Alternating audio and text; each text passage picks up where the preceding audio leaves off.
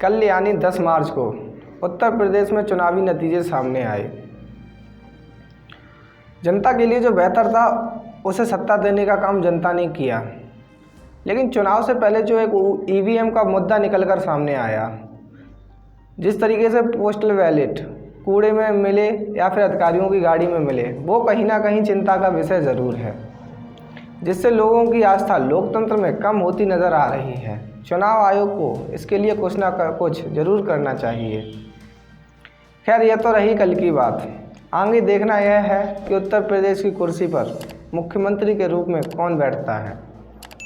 आज हम आपको लेकर चलेंगे उत्तर प्रदेश के उस पुराने इतिहास की तरफ जिसकी यादें आपके मानसिक पटल पर कहीं ना कहीं धुंधली हो चुकी हैं, और साथ ही ये जानने की कोशिश करेंगे कि उत्तर प्रदेश जैसे बड़े राज्य में किस तरीके से मुख्यमंत्री मौसम की तरह बदले गए और कैसे उत्तर प्रदेश को बार बार राष्ट्रपति शासन की ओर धकेला गया, जिससे बार बार उत्तर प्रदेश का विकास अवरुद्ध हुआ। देश को सबसे ज़्यादा प्रधानमंत्री देने वाला राज्य उत्तर प्रदेश। कोई कहेगा कि ये उत्तर प्रदेश का सौभाग्य था, लेकिन मेरी नज़र से देखा जाए तो असल में ये उत्तर प्रदेश का दुर्भाग्य ही था, जिससे प्रधानमंत्री और मुख्यमंत्री के बीच कई बार उठापटक देखी गई, जिसका खामियाजा उत्तर प्रदेश की जनता को भुगतना पड़ा।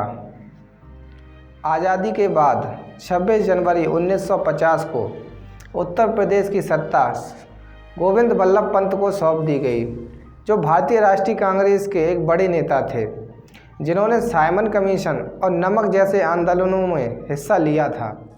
1952 में हुए फर्स्ट असेंबली चुनाव में गोविंद बल्लभ पंत को एक बार फिर मुख्यमंत्री बनाया गया, लेकिन अभी मुख्यमंत्री कार्यकाल के लगभग पूरे 2 साल पड़े हुए थे और कांग्रेस ने उन्हें मुख्यमंत्री पद से हटा दिया। इसके बाद कांग्रेस के ही नेता संपूर्णानंद को 28 दिसंबर 1954 को उत्तर प्रदेश का मुख्यमंत्री बनाया गया। दूसरा विधानसभा इलेक्शन भी संपूर्णानंद के नेतृत्व में ही लड़ा गया और जिसमें कांग्रेस ने जीत हासिल की। संपूर्णानंद जी ने दूसरी बार 10 अप्रैल 1957 को मुख्यमंत्री पद की शपथ ली, लेकिन द्वितीय विधानसभा का कार्यकाल पूरा होता इससे पहले कांग्रेस ने फिर अपने एक मुख्यमंत्री को बीच में हटा दिया और रानीखेत से विधायक चंद्रभान गुप्ता जी का 7 दिसंबर 1960 को राज्याभिषेक कर दिया। थर्ड असेंबली इलेक्शन भी चंद्रभान गुप्ता की अगुवाई में बड़े ही धूमधाम से लड़ा गया, जिसके चलते 14 मार्च 1962 को चंद्रभान गुप्ता ने उत्तर प्रदेश में मुख्यमंत्री के पद पे शपथ ली, लेकिन अपने मुख्यमंत्रियों को अधर में लटकाने वाली कांग्रेस फिर एक बार चंद्रभान गुप्ता के नीचे से कुर्सी खींचने में सफल हुई।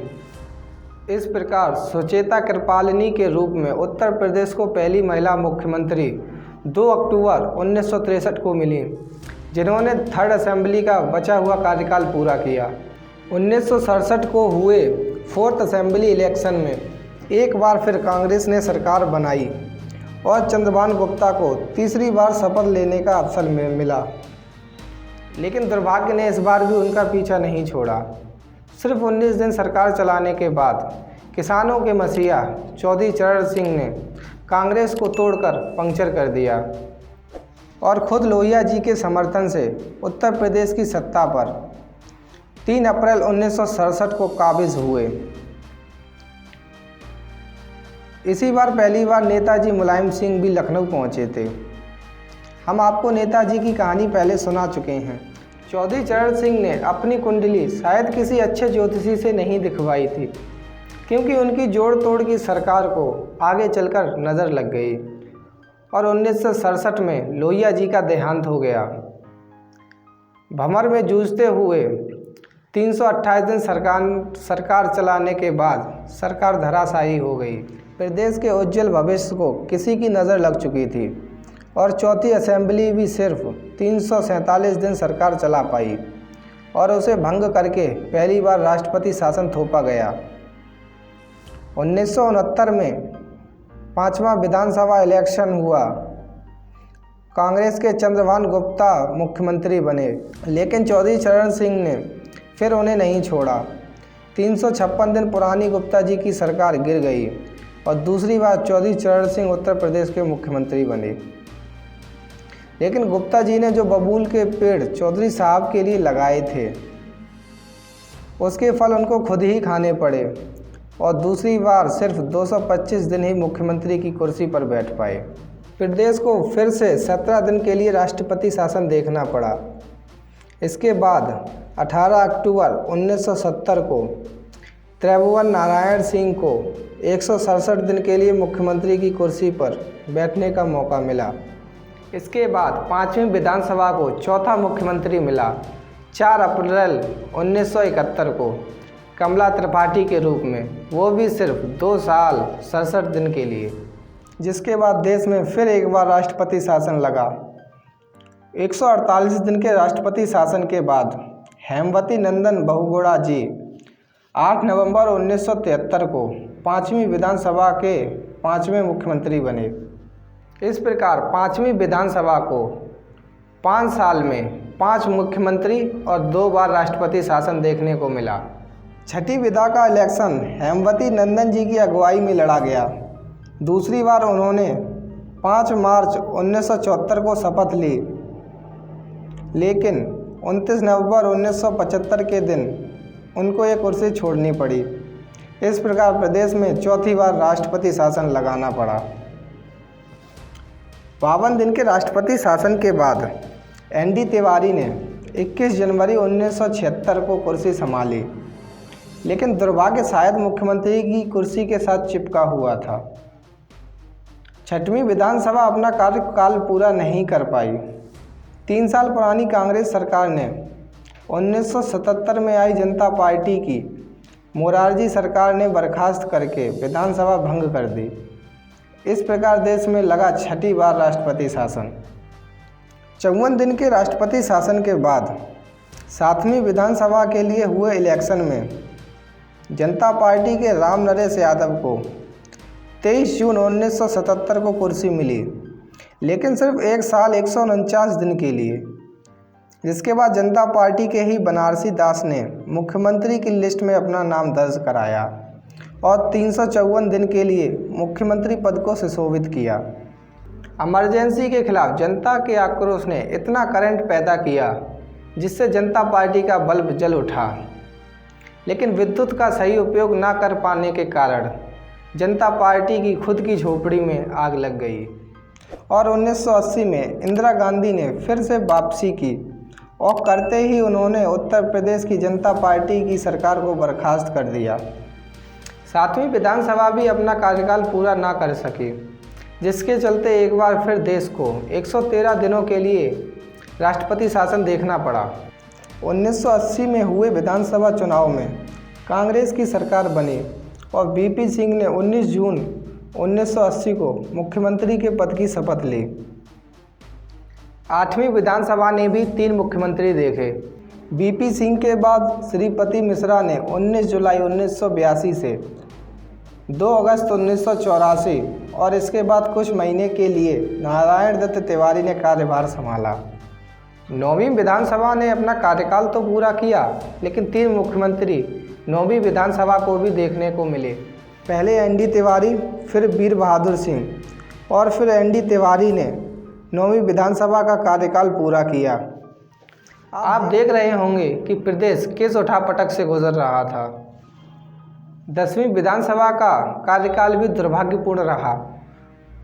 1989 में हुए विधानसभा चुनाव में मुलायम सिंह पहली बार उत्तर प्रदेश के मुख्यमंत्री बने, लेकिन सिर्फ 201 दिन सरकार चलाने के बाद सरकार गिर गई और विधानसभा भी बर्खास्त कर दी गई। 11वीं विधानसभा का भाग्य कुछ खास नहीं रहा। 24 जून 1991 को भाजपा के पहले मुख्यमंत्री कल्याण सिंह ने शपथ ली, लेकिन यह सरकार 1 साल 165 दिन में विवादित ढांचा गिरने के साथ ही गिर गई और प्रदेश को फिर से राष्ट्रपति शासन देखना पड़ा। 12वीं विधानसभा के इलेक्शन में किसी पार्टी को पूर्ण बहुमत न मिलने के कारण मुलायम सिंह और काशीराम के बीच में गठबंधन हुआ, जिसके चलते मुलायम सिंह यादव को दूसरी बार उत्तर प्रदेश का मुख्यमंत्री बनने का मौका मिला। भाजपा का रास्ता रोकने वाले नेता मुलायम सिंह यादव की बैसाखी, मायावती ने भाजपा के कहने पर अपना समर्थन वापस ले लिया और सिर्फ एक साल 181 दिन की पुरानी साइकिल की सरकार को धराशायी होना पड़ा। उसके बाद मायावती पहली बार उत्तर प्रदेश की मुख्यमंत्री की कुर्सी पर सवार हुई, लेकिन भाजपा और बीएसपी का समर्थन 137 दिन से ज़्यादा नहीं चल पाया, जिसके बाद उत्तर प्रदेश को फिर एक साल तक का राष्ट्रपति शासन देखना पड़ा। 13वीं विधानसभा का श्री गणेश भी राष्ट्रपति शासन के साथ हुआ और बीजेपी के समर्थन से मायावती ने 6 महीने तक मुख्यमंत्री के पद पर रहते हुए कार्य किया और भाजपा ने भी इसी विधानसभा में अपनी पार्टी के 3 मुख्यमंत्री दिए। 2 साल 52 दिन के लिए कल्याण सिंह, 351 दिन के लिए रामप्रकाश गुप्ता और फिर 1 साल 131 दिन के लिए राजनाथ सिंह को उत्तर प्रदेश का मुख्यमंत्री बनाया गया और आखिरकार फिर उत्तर प्रदेश में 56 दिन के लिए राष्ट्रपति शासन लगाना पड़ा। 2002 के विधानसभा चुनाव में किसी एक पार्टी को बहुमत नहीं मिला और भाजपा के साथ बीएसपी का गठबंधन हुआ, जिससे तीसरी बार मायावती को उत्तर प्रदेश की कुर्सी पर बैठने का मौका मिला। लेकिन मायावती के आचरण से भाजपा कहीं ना कहीं असहज महसूस कर रही थी, जिसके चलते 1 साल 118 दिन बाद भाजपा ने अपना समर्थन वापस ले लिया और बचा हुआ कार्यकाल मुख्यमंत्री के पद पर मुलायम सिंह यादव ने पूरा किया। इसके बाद उत्तर प्रदेश की जनता ने सबक लिया और उत्तर प्रदेश को लगातार 3 बार स्थिर सरकार मिली। 2007 में मायावती को, 2012 में अखिलेश यादव को और 2017 में योगी आदित्यनाथ ने अपना 5 साल का कार्यकाल पूरा किया। 2022 के चुनाव में भाजपा को पूर्ण बहुमत तो मिल चुकी है, लेकिन देखना यह है कि उत्तर प्रदेश की कुर्सी पर कौन सवार होता है। आपने देखा कैसे उत्तर प्रदेश हमेशा नेताओं की महत्वाकांक्षाओं की भेंट चढ़ता रहा और विकास कार्य अवरुद्ध होता रहा। हम मिलते रहेंगे ऐसी ही तमाम वीडियो के साथ। बने रहिए हमारे यूट्यूब चैनल द वृत्तांत पर और वीडियो पसंद आई तो लाइक, सब्सक्राइब और शेयर ज़रूर करें।